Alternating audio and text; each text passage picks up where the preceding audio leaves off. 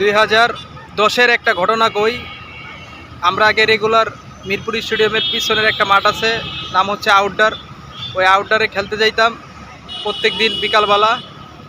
তো একদিন বিকালবেলা ওদিকটা খেলতে যাওয়ার সময় বাংলাদেশের প্র্যাকটিস ছিল। তখন মুশফিকুর রহিম আর হইছে জুনাইদ সিদ্দিকী একটা নেটের ভিতরে প্র্যাকটিস করতেছিল। তখন মুশফিকের ব্যাটিং আমরা দেখতেছিলাম অনেকক্ষণ যাবৎ। তখন মুশফিকুর রহিম নেটের প্র্যাকটিস শেষ করার পরে তখন দৌড়ে আইলো আমগুর কাছে। আইসা আমগুর একটা সালাম দিল, কয় আসসালামু আলাইকুম ভাই, কয় আমার জন্য দোয়া করবেন, আমি জানি ভালো খেলতে পারি। মুশফিকুর রহিম আইসা বলতেছে।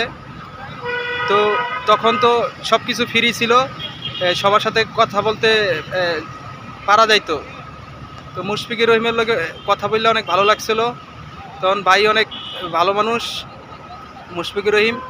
আমরা এই গ্রিলের ফাঁক দিয়ে খেলা দেখতেছিলাম প্র্যাকটিসটা। তখন মুশফিকুর রহিম আমাদের সাথে টুকটাক কথা বলছে যে ভাই আমার জন্য দোয়া করেন, আমি জানি ভালো খেলতে পারি। তো আসলেই মুশফিকুর রহিম খুবই ভালো মনের মানুষ। তখন 2010 সালে মুশফিকের সাথে কথা বলছি, আর এই পর্যন্ত মুশফিকের সাথে আর কোনো কথাবার্তা হয় নাই। এই 2011 সালে বিশ্বকাপ যখন হইব, তখন মিরপুর স্টেডিয়ামের পুরো এরিয়া এই বাউন্ডারি দিয়ে ঘেরা করে রাখছে। এরপরে আর প্র্যাকটিস কেউ দেখতে দেয় না। আগে সবসময় প্র্যাকটিস দেখতে দিত, প্র্যাকটিস দেখতাম, অনেক ভালো লাগতো। আর আউটডোর যেখানে আমরা খেলতাম আগে, ওই জায়গাটা আপনার এই সরকারে নিয়ে গেছে।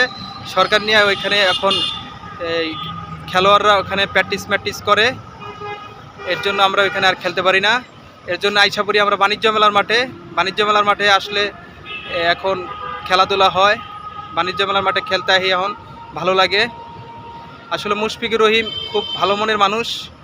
আমাদের সাথে কথা বলছে, আমি আমার এক ভাই ছিল, এই দুইজন আমরা মুশফিকুর রহিমের সাথে কথা বলছি। মুশফিকুর রহিম আমাদের সাথে সাহিত্যায়ী কথা বলছে, এর সাথে কথা বললে অনেক ভালো লাগছে। আর একটা কথা হয়েছে গিয়া, অনেক প্লেয়ারের ভিতরে অহংকার থাকে, কিন্তু মুশফিকুর রহিম এই 2010 সালে যে কথা বলছে আমাদের সাথে, আমার খুব ভালো লাগছে। ভিডিওটা ভালো লাগলে একটা লাইক করবেন। সবাইকে অসংখ্য ধন্যবাদ জানাই।